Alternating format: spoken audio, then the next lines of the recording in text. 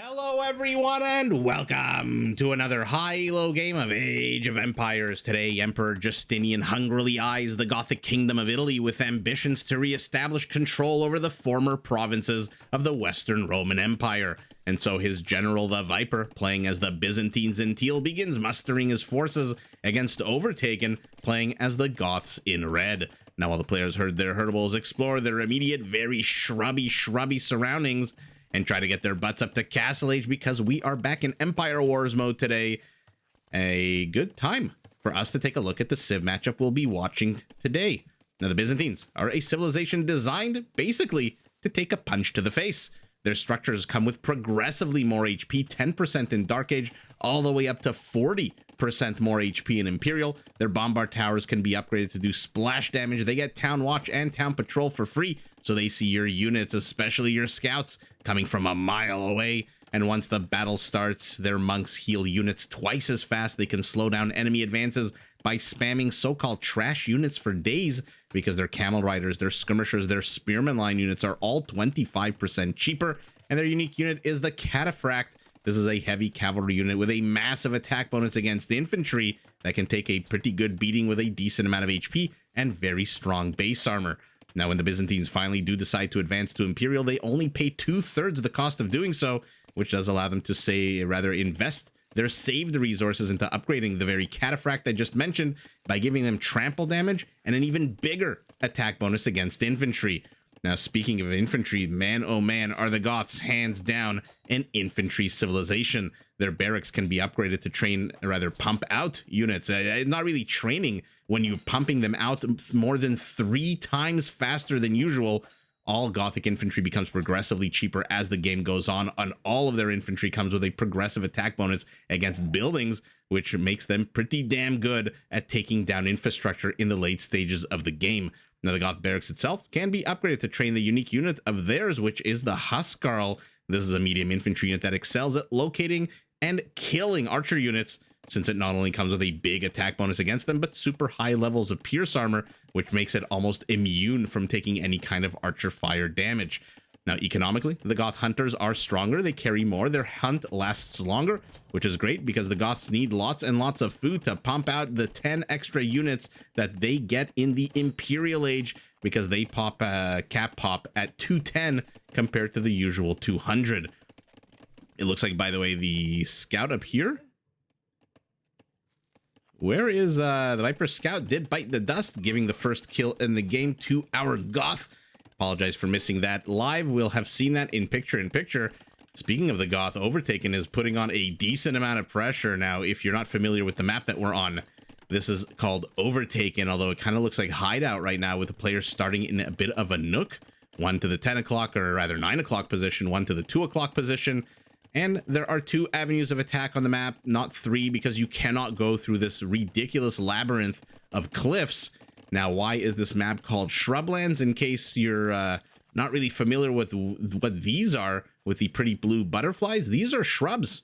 These are berry bushes. These are fruit bushes. And as you can see, there's a lot of them. And so this map, not wanting for any food, basically could feed the world this map. And so I'm expecting a lot of big battles. We'll see if the players decide to engage into one location, 2 location, who decides to engage into who. For now, it is our Goth, off of the high of the first kill, drawing first blood, who is circling the bottom of the base here, perhaps drawing the Viper's army a little bit out of position, because I do see additional units which happen to be all archers, with the 1 spearman heading to the north of the Viper's base, while his entire army is here to the south, dealing with this incursion by 4 scouts. How close is Overtaken? Not very close, and in fact stops to take a bit of a break. Okay, so the Viper, safe for now. And if you're not familiar with Empire Wars, at this point, we start the game in the Feudal Age. There is some military and economic infrastructure already provided. For example, a barracks, a blacksmith, a mill, some lumber camps, mining camps, etc. And everyone starts with 28 villagers. I shouldn't say everyone. Everyone in these 2 civilizations starts with 28 villagers who start the game immediately working, except for, I believe, the villagers underneath the town center, who need to be told and instructed to hack away at that unfortunate, adorable sheep that everyone starts in Empire Wars with underneath their town center. And so that's why you're seeing at the 8-minute mark of the game, we are already en route very handily to the Castle Age. It looks like our Goth, off the back of 2 fewer villagers, will reach it first. And let's see what he decides to do. For now, I guess the army buildup here wasn't really to put on feudal aggression. I guess the second we hit castle, yeah, we're going to see crossbow and bodkin from him. And I'm assuming the Viper with 9, 10 archers, 4 skirmishers is going to do the exact same thing once he hits castle in 20 seconds. And more reinforcements. Okay, so it looks like it's our Goth who is putting on the aggression against the Byzantines. And like I said, the Byzantines are a tough civilization to take down. Not only are we in Castle Age, which means their structures, and by the way, not like the Persian structures that come with the town center that comes with double the HP and the dock. This is every single structure of the Byzantines comes with more HP. By the way, Viper does manage to get his first kill here, but it looks like Overtaken tried to do the exact same thing he did in the early game, which is using his scouts to the south to try to distract the Viper, but the Viper's not having it. He is not relinquishing control of this northern passage into his settlement, and so those scouts are currently being chased by, I believe, 1 spearman. But the action firmly here. It looks like 2 villagers killed already by our Goth, and so the Viper is now down 1 villager. He has added a second town center. A third is on the way, whereas our Goth looks like he is very much happy to sit on 1 town center at the moment and just pump out military. And what a military it is. 28 army count to 15 double. And now, in addition to crossbows, our Byzantine will have skirmishers, which again are 25% cheaper. And so, like I was saying, a tough nut to crack. Not only are their buildings much sturdier, but the actual human element of the Byzantines, man, can they clog the works with their cheaper trash units. But for now, I just see 1 archery range, and so clog might not be the best word to use, as the Viper evens up the kill count with a dead scout. But again, his army for the most part is out of position now. But we'll see how much Overtaken decides to engage into this. With only 4 skirmishers out, he decides to back away. He did lose 2 more scouts here, and now the last knight is the only one left. And so the action back to where it's been for the last 12 minutes. In the northern portion of the Viper's base. By the way, has the Viper even explored the map? Yeah, he has, with that 1 scout who ended up dying. Knight goes south, encounters a very hungry Nemean lion. Like Hercules, he kills it. And there's another hungry lion here on the map. Uh-oh, wait a second. Oh, you love to see it. You love when Mother Nature takes matters into her own hands and kicks ass.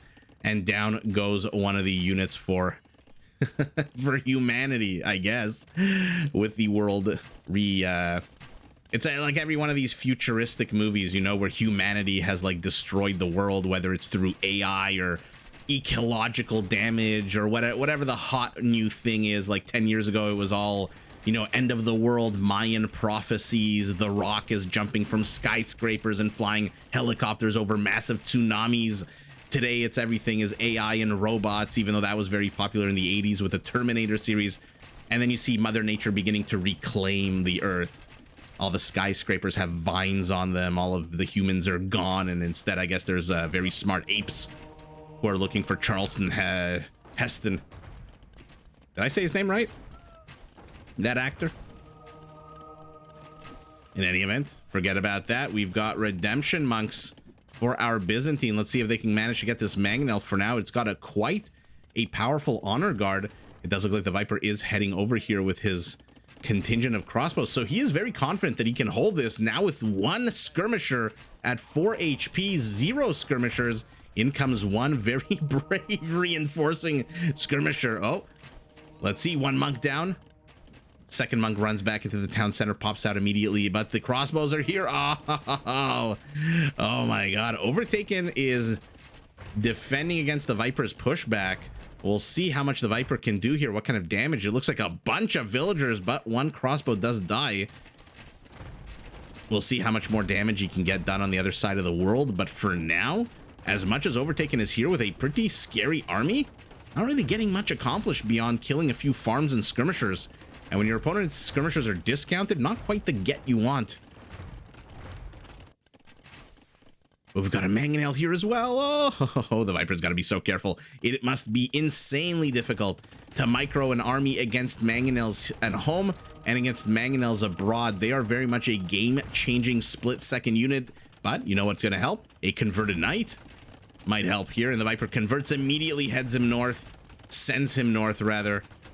And let's see if the crossbows notice. Of course they notice. No, he doesn't get anything done. Does manage to take down a bit of HP. But like I said, Overtaken not exactly doing critical damage here. Looks like the Viper's crossbows have gone a long route. Only to take a mangonel shot to the vases. Okay, so the Viper's microing at home. In the meantime, this mangonel is just having its way with these crossbows. He's not noticing. I mean, if you're gonna lose your army, at least you got a villager here on the left. But for no, and one more rocky blow to the face, and down goes the last crossbow. Back home, he has defended. It looks like the 3 mangonel count of our Goth has been reduced to one that might get converted. If the monk can only reach, the crossbows are going after the monk. The monk is going after the mangonel. The skirmishers are going after the crossbows. And ultimately, everyone is dying here. More monks are falling for our Byzantine. But no ballistics yet for our Goth. Means that this monk runs into the town center with that meager amount of HP. So we'll have seen what happened to those 2 mangonels in picture-in-picture. And here we go. We're back at the 19.5-minute mark of the game to where we've been for the last 20 minutes. The Viper added a 4th town center here, nestled among these beautiful lemon bushes. Look at all the food. By the way, let's actually take a look at all the food on the map. 84,000 food. Looks like about 10,000 stone in the usual 28,000 gold. Wow, that is a lot of food. Those are a lot of bushes. Who did I see recently? There was a player, a streamer I saw recently playing on this map, and they were playing as the Franks. And it, like, this must be a Frankish wet dream to play on this map. Their foragers work 15% faster, which makes them actually work faster than farmers. And so imagine the Franks on this map. I don't think you would even need to place a single farm. There's so many bushes and lemons and berries to pick. And the Viper, for the first time in 21 minutes, look at that, has managed to push out a whole 1.5 inches out of his base. And peace has fallen upon the land. 38 kills to 40. Our Byzantine has actually managed to kill more villagers than our Goth, even though our Goth has been parked outside his base for the last 20 minutes. Additional housing to the south, additional house, or rather to the north. I know my directions, I swear. Additional housing to the south as well. So the Viper is planning a major push right now. And with 1,300 gold in Castle Age, remember, the Byzantines don't need to pay 1,000 food, 800 gold. They just need to pay 667 food and 530 gold, or I think 533 if we're being exact. Mangonel does bite the dust here for the Viper, and that's why he is going up to Imperial Age ASAP. By the way, look at the Viper's villager count on stone. 20 villagers to the 5 of his opponent. His opponent had no stone. Of course, he's expanded with 1 town center here, 1 town center here. And so the cool thing about this map is that you don't have to worry about the center. You don't have to worry about anyone cutting through the center, putting up a tower, or just busting through with a siege unit and then overwhelming the inner side of your base while you're on the other side of the world attacking. This just creates basically 2 attack points. 1 up here, 1 down here. But if they go south, they have to contend with this lion, the man-eater of Shrubland, who has already gotten 1 kill. The Viper is to the south. Has our Goth expanded? Let's take a look at the Gothic settlement in the meantime, while the players engage in a few volleys here to the north side of the map. Will he get it? Does get 1 mangonel. It fires on its former friends and then dies, pays the price for it. It's actually our Goth who hits Imperial Age first. The Viper is still a minute away. Our Goth needs more stone if he wants to go the Huskarl route. But it's always against the Byzantines. They're just able to, like I said, not only just clog up the works, but they're able to counter a lot of different types of unit classes with their cheaper units. And if not their cheaper units, then just their basic normal units. And for now, in Imperial Age. It looks like our Goth with chemistry is perhaps interested in maybe fully upgrading his crossbows. Remember, the Goths don't actually get arbalests. I can't imagine that chemistry is just for the crossbows, although he is training 15 of them. I thought maybe it's we're gonna get to start seeing some hand cannoneers out of our red Goth as the player disengages. The Goth seen the castle. Has he caught wind of it? Yes, he has. Of course, it killed one of his units next to this bloodthirsty ostrich, just pecking away at this ground here, not realizing that it is literally next to a whole bunch of mayhem and death. Desert Chase high-speed monk action here on the 3 o'clock position of the map as the Viper thiefs a relic, it looks like, from the Gothic side of the world. And now our Goth is moving forward. He is at 14 crossbows. Now he's going cavalry. Okay. Let's see cavalry. Let's see how many stables he is building once this incursion. Actually, I guess I could just do a very simple thing called zooming out. 4 stables. Okay. Logistica for our Byzantine. Are we gonna get to see cataphracts? Oh my goodness, oh yeah, let's see cataphracts. Who doesn't love to see cataphracts? Now, unfortunately for the Goths, if they do go heavy on the infantry, the cataphracts now with Logistica, I think it's a plus 18 attack bonus against infantry, and then on top of that there's trample damage. But if he goes infantry, he is just going to get absolutely wrecked. The Goths, though, don't get paladins. The heaviest they get is a cavalier. And it looks like perhaps we might see at least a single knight. I can't imagine he's in Imperial Age training 1 knight. Oh, no. Oh, no. Overtaken has now overtaken his opponent in terms of villager kills, 12-7. It looks like despite that initial flurry of villager kills, the Viper has not managed to get any additional kills as his villagers flee to the safety of the edges of the world. But our Goth finds them, our Goth hunts them down and kills them. But his army is also starting to pay the price, only 3 of them left. And the Viper also has a mangonel. This is a very confusing set of terrain here. What can you pass through? What can you not pass through? Crossbows dispersed like a fart in a room. Let's see how well they manage to do against this mangonel. Okay, one dies to the town center. And now this scaredy cat is just facing the ether, reconsidering his life choices as he stares into abyss. The abyss. There's the elite cataphract upgrade in guilds as well. And there is the cavalier upgrade as the last of the Gothic archer units dies. The monk, the lion, very biblical here in the middle of the desert. We have another Gothic town center, a 4th for him. And so villager count, he is only down 7 villagers, 8 now, but 143 to 135 is not terrible. Down villagers with 10 extra population space. Remember, the Goth is an Imperial now, and so instead of getting the usual 200, which the Viper is going to have to abide by, he gets 210. So 10 extra cavaliers, a few extra bombard cannons here and there. Crossbows I'm not so super duper sure about, but we'll see what they can accomplish. Doesn't hurt at all. The Gothic base, OG base, doesn't look very expanded since we last looked at it, and now we're going up to 5 stables. So he is going very much in the cavalry, into cavalry, while our Byzantine begins pumping out this gorgeous silver-clad unit with a beautiful kite shield on its back. But one player with 12 range monks, one player with 12 range bombard cannons. We'll see who counters who as the balls miss the monk. Next set of balls also miss everything. In come the cavaliers. A few basic mangonels from the early Castle Age are probably not going to live for very long. Who's kidding who? I guess they can be upgraded to onagers if he really wants to, but I don't know that it's necessarily worth it at this point, especially not now that he sees his opponent going cavalry. And let's see it. I'm going to highlight the 2 units side by side at the bottom of your screen. And the elite cataphract has 10 HP more. Base attack is identical. The funny thing is, one player missing, being the Byzantine, missing the final attack upgrade. One player being the Goth, missing the final armor upgrade. What are the attack speeds? I'm always curious. 1.7. That's a lot faster than the 1.8 of the Cavalier. So the cataphract has more pardon me, not more. Actually, does it have more armor? Let's take a look. I think its base armor is pretty damn good, right? Melee, I should say, not pierce. No, they have the same base melee armor. A little bit more HP, a little bit of quicker attack, and not as strong an attack.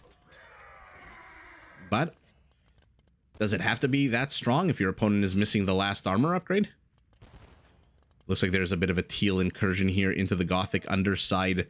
2 skirmishers bite the dust. More cataphracts are being traded hoardings for the castles. How many are currently on the field? 20.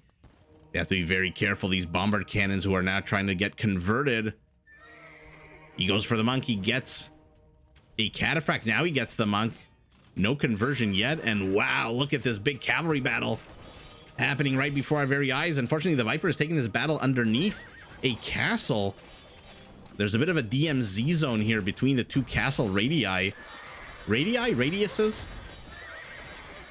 Whatever the word is, between the red line and the blue line. And the Viper is taking a battle firmly inside the red line. Oh no. Oh no, the cataphracts are all melted. He's got 4 left.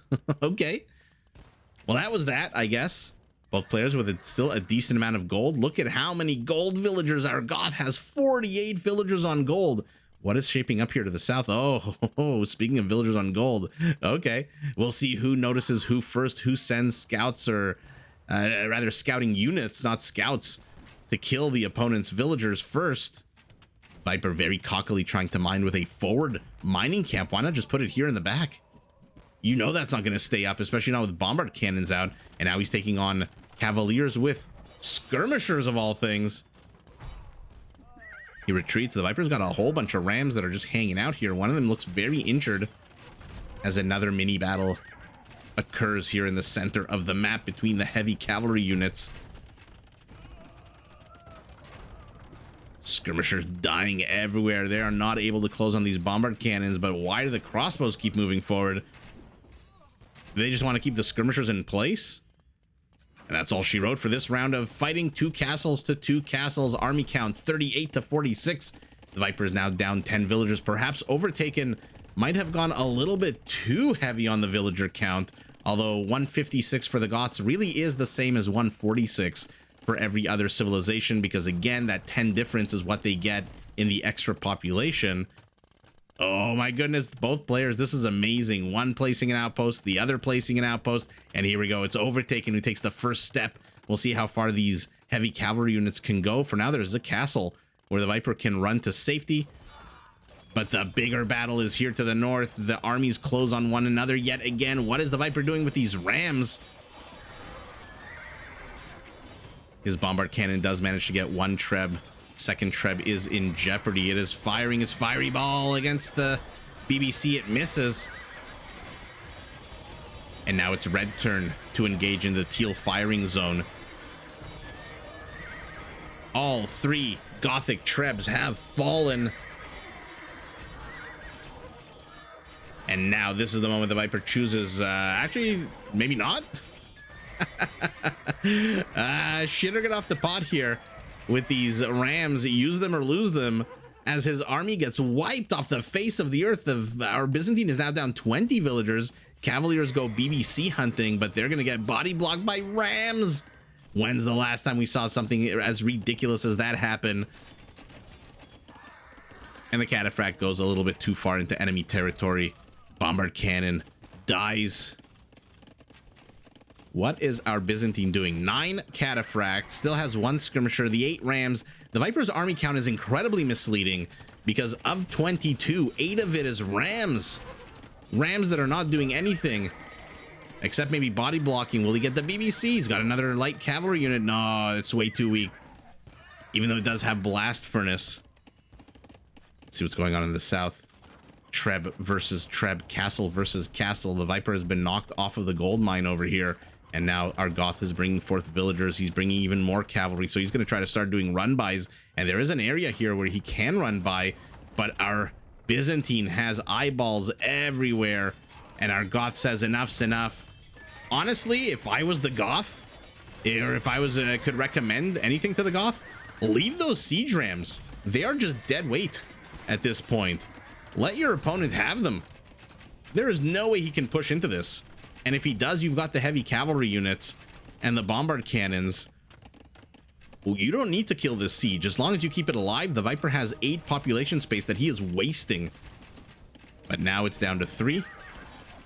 And so perhaps Overtaken did his opponent a favor. The Viper, by the way, is down 40 total supply. But our Goth isn't really pressing in here. Okay. Interesting army composition. He's now got, by the way, 0 villagers on gold. Does Overtaken. What the hell happened? He had almost 50 a second ago. Are they all just down here to the south repairing the castles? No, he's going for stone now.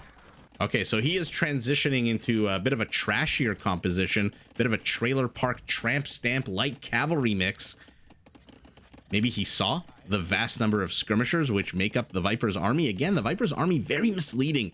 34 army count, 13 of that is skirmishers, 3 of that is rams, and where even is this mangonel over here? So that's basically almost half of your army supply in units that can't really do very much. But the players disengage. I guess just the threat is enough. It looks like the Viper's castle to the south has fallen. Siege Workshop is next. He's got a bunch of villagers working away. His cataphracts are going to absolutely eat these light cavalry units up for breakfast, lunch, and dinner. And the light cav says, you know, we have a death wish. We're just going to charge straight into your villager count and see what we can get done. But now they're also entering into a kill zone from the castle with ballistics. There is no way these scout line units are making it past that castle, and in fact they don't. Random pikemen. And in comes the Goth light cavalry streaming forward. They forget the cataphracts. They go straight for this siege. They will get both bombard cannons. And now he's going after the mangonel as well. Oh, maybe not. I don't know where he's going with these guys. Attempted run by, but there's so many circles of death, so many arrows being fired at those units. It looks like a counterattack was stopped by our Goth as well. And now our Byzantine yet again moves forward with his 3 battering rams, his 3 siege rams, as another band of light cavalry units sallies forth, and now he's back on the gold. Okay, so he didn't even deplete actually his pile of gold. He was waiting for the Viper to leave this area entirely, and so that he, very much like the Goth that he is, can establish control over it. We are 46 minutes into the game, by the way, and this stalemate has just been absolutely epic here between these two players. Both of them trying to snipe each other's heavier siege units. Oh, what an absolute miserable fail for our Goth here, who throws away almost the entirety of his cavalry force to get what looks like did he even get 1 treb? I think just 1 treb. And now the Goth is here, the monk is here. What the hell is that monk doing? Converting the BBC, which dies immediately, but perhaps mission accomplished, as the Gothic castle is down. And here we go, bombard cannon. Oh, bombard cannon. I said it so casually until my brain registered what my mouth was saying. We've got a bombard cannon here protecting these villagers. Let's see Greek fire. Let's see some trample damage for that, or blast width or radius, whatever the specific terminology is for that guy. Why the hell not? Look at the Viper's resources, 2,000 gold food. But look at the number of bricks and mortar and stone that our Goth has, 1,500, and there it is. There's Greek fire. Not exactly expecting to see fire ships and Dromans, but that one cool feature of Greek fire, which we almost never get to see in 1v1s. Take a look at the bombard cannon balls now that in 3, 2, 1. Look at this now. Oh, the fire. They're fiery balls. Who doesn't love to see big fiery balls being flung at units, slapping them around? So Greek fire, if you're not familiar with what it does, forget the water and the extra range on the fire ships and the Droman blast with. What it does now, 25% extra damage. Or sorry, that's not a good way of saying it.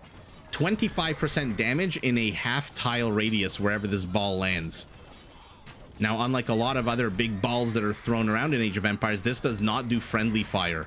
And so you are nice and safe and secure from it.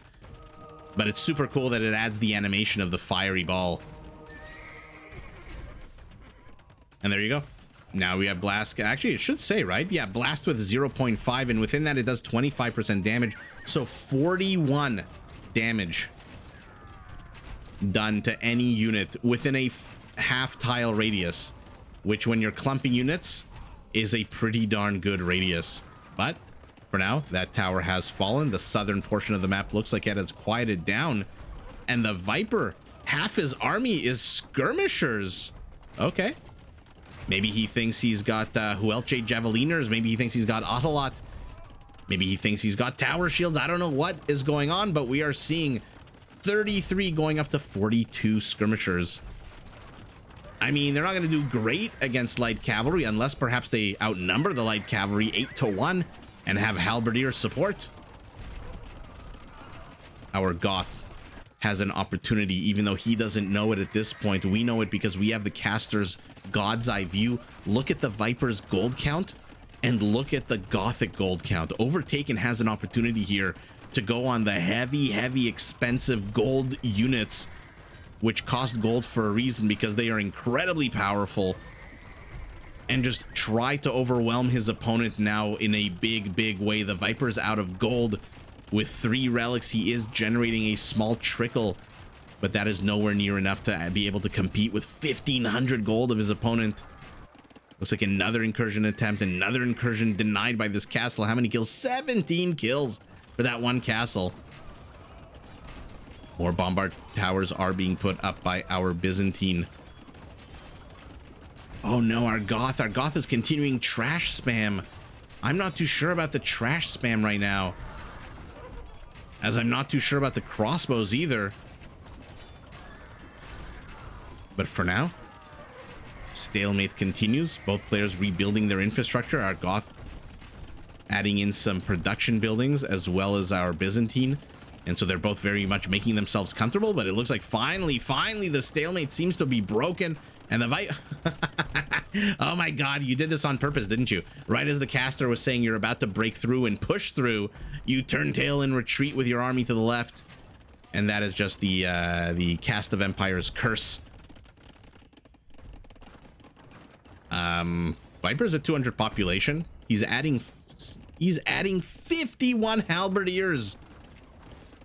Again, our Goth is sitting at 1,200 gold, now 1,000 gold. Where did all that gold go? Okay, so he's adding elite skirmishers of his own. Like I said, it's easy for me at least to talk, because we do have, again, that caster vision. And the splits on the light cav, they're going after the monks going to the tower, and all of a sudden the light cavs derp around, looking around. Hey, wait a second, where the hell's our target? And they all end up dying to the same castle's fiery balls and arrows that their predecessors died to as well. That was a very sour rush, but it does give population space, 17, to start adding in cavaliers, to start adding in some kind of heavy unit. When your opponent has 44 skirmishers and 15 halberdiers, might be a good time to throw in a Huskarl or two, perhaps. What do you guys think? What should our Goth be doing? If he had our vision and he knew that he had 20 times the gold of his opponent, what do you think he would have been doing? Light cav go around the karst. Where are they going? Straight for the Treb. Will they get it? They do have blast furnace. They get all of the Trebs are finally down. Looks like another run by attempt to the south. Will the castle get it as it's gotten the other ones? Maybe not. There's more units now. Okay, so wow, for the first time ever, to the south, our Goth has managed to penetrate. We'll keep an eye on how long these units survive with these cataphracts chasing them. My guess is probably not very long, although we'll see if they manage to get any villager kills as well. Right now, our Goth has killed 39 villagers to 12. Total kill count incredibly similar, about 5% apart. And it is very high because we are engaging in trash wars. And trash wars it is. Skirmishers and halbs on one side, light cav skirmishers on the other. A few remaining crossbows, 18, but 3 trebs to 2. What an absolute crazy situation developing here. I'm trying to think what either player could do to bust through. I mean, the obvious answer is attack through the south.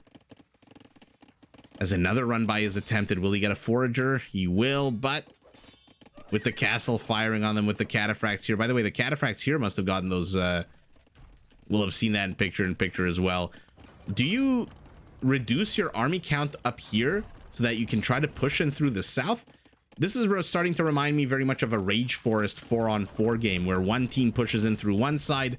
On the other side of the map, there's a stalemate, with the exception that there appear to be 2 stalemates on this map. One to the south. I'm not too sure what the hell the point of this is, to keep sending in 2 scout units. Are you just expecting perhaps once to not run into any cataphracts and then just be able to say, okay, now I'll kill 3 or 4 villagers? Skirmisher on skirmisher violence to the north. Scout line units have penetrated to the south. They are being hunted by spearman line units. But again, they are entering into all of these squircles of death. All of the forests here, by the way, have been depopulated, deforested rather. Okay, another one dies. These 2 will die insanely quickly. And now we've got 1 left. They've accomplished literally nothing. All of these run-bys by Overtaken, the only thing they've accomplished is to pull a few of the Viper's units out of position. Now he's heading into the middle of nowhere. He is going to get trapped between these beautiful acacia trees. And trapped he gets. More halberdiers are killing their skirmishers, continue fighting each other to the north. To the south, it looks like another attempted run-by, this time with 5 light cavalry units. We'll keep an eye on them. We'll see if they make it past the gatekeeper. Actually, I want to see if they make it past the gatekeeper, who now has 22 kills. There's no more villagers here except for the 1. No, there's 2 here. Look at how well hidden they are behind the karst. That is a very sour thing for our Goth. And now the Viper says, enough's enough. I don't want to keep chasing you. And so I'm just going to wall this off, at least to the south. To the north, you can obviously run around. Let's see if the castle gets any more. It does get 1. Will he get the second? Probably. No, he escapes. But are the cataphracts on the hunt? No, they're not. So, okay, we'll actually get to see if they can do any damage, those 2 units. We're 1 hour and 2 minutes into the game. And I've said this about 7 times already. We are still fighting over the same piece of land that we have been fighting over for the last 40 minutes, the last 35 minutes. And our Goth still has 900 gold. The only problem for him, now our Byzantine has 800 gold. Oh my goodness, 10,000 food for the Viper. I mean, at this point, the Viper, delete villagers. I don't know what else to say. Take 30 villagers and just charge them into here. Sacrifice them StarCraft style. And just build cataphracts. Train cataphracts, but no. He disagrees. He says, I'm going to spend my hard-earned gold on these trebuchets, 7 of them. Sorry, I'm trying to click on these. 7 to 3. I love that they're completely ignoring the Gothic trebs and just absolutely going straight for that castle. An 8th one pops up. We'll join the fight. A bunch of halberdiers meet their fate. 69 kills for all you perverts out there for this castle. 43 and 29 for this Byzantine combo. And it looks like finally Red has managed to penetrate the Viper's base, and looks like he is doing some damage to the front. He will lose this scout. This light cav probably will die as well. Now the Viper's adding in more archery ranges, more barracks, more production facilities as the Gothic castle falls, and now he's free to go after the Treb. If only these were Warwolf Trebs, basically all of this would be dead right now. But you don't need Warwolf Trebs, I guess, when you outnumber your opponent's 6 now, 6 to 2. Flaming balls land. If they miss, they'll kill a villager or a crossbow, so not the end of the world. Red desperately trying to close in on these Trebs. Some of them are on fire, or actually not. I saw the streaking ball from the bombard tower. I thought it was a fire animation for the trebuchets. Actually, just one of them is on fire and is being repaired. What absolute insanity. At this point, whoever has to use the bathroom first, I think, is going to win this game. Or sorry, it's going to lose this game, whoever has to piss first. Because I honestly, now that the castle is down, sure, the Viper is free to advance. And he just needs to get this Treb, which is being repaired by 11 villagers.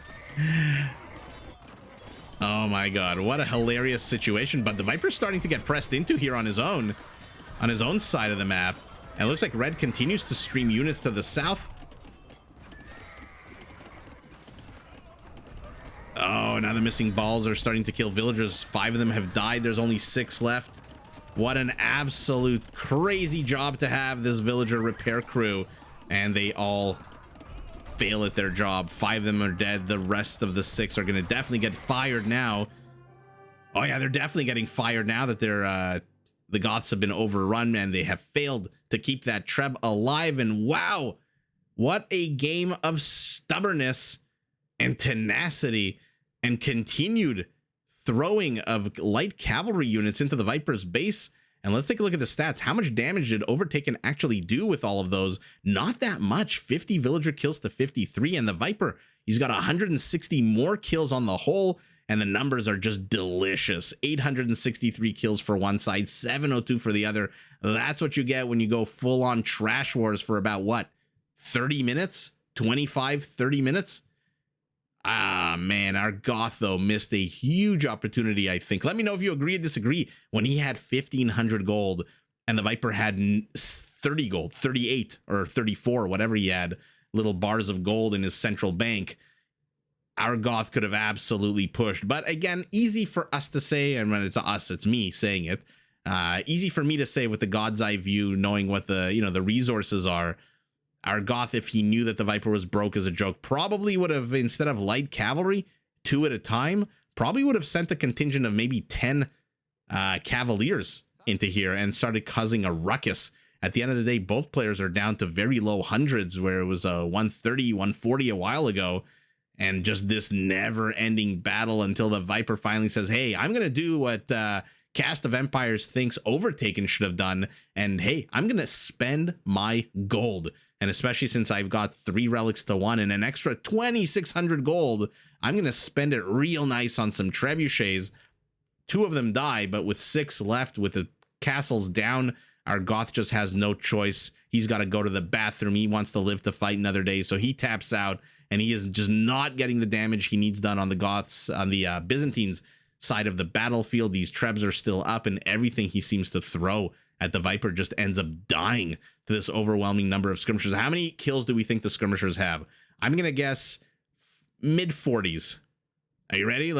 In your mind, imagine a number. There are currently 43 skirmishers. Actually, you know what? With 43, maybe mid-20s? 64. You know what? I meant to add mid-20s and mid-40s to get mid-60s. Just kidding. Mid-40s, I thought 64 kills. Not something you see every day on 40 skirmishers, but there you have it on this side. 15 for 11. Actually, 15 for 11 is the exact same ratio of about 1.5 to 1, right? Yeah, this is 1.5 to 1, and 15 for 11 is just a little bit less, so like 1 1/3 to 1. So their kill ratios are fantastic for both players, for at least their skirmishers. But at the end of the day, perhaps a missed opportunity for is this villager attacking a house? Oh, that's not a villager. I thought it was a female villager. No, it is a halberdier with his battle skirt, not his wood gathering skirt, who is attacking that house. But perhaps a missed opportunity for Teal. Honestly, perhaps a missed opportunity for both players. Like I said, generally when there's a stalemate on one side of the map, if you are the one who presses into the other side, then you're generally the one setting the pace and generally the one winning. But perhaps a little difficult for the Viper to do with 1, 2, 3 castles and not really a lot of space to run. You can't really run to this portion of the map, this little 1-tile area next to the ether, and even here because of the bushes. They are blocking the path, and so you're going to have to take castle fire. That's another beautiful thing about this map. There's nowhere safe you can do run-bys. How many kills do we think on this badass castle? 36 at the end of the day. Not terrible at all. 1 kill for the town center. How many kills for the university? Of course, a big fat 0. Let's take a look at the stats, because I suspect they're going to be pretty fun. 280 skirmishers, 270 halves, 362, 200 halberdiers, crossbows and cataphracts. Oh, where are the cavaliers? Where are the cavaliers? And where are the bigger number of cataphracts? PKPM for the Viper, middle of the game. PKPM, beginning of the game. Okay, so that must have been when he was hunting the Viper's crossbows on both sides of the map. Resources gathered, holy moly, 28,000 difference in resources, just about 20% bigger economy for our Byzantine.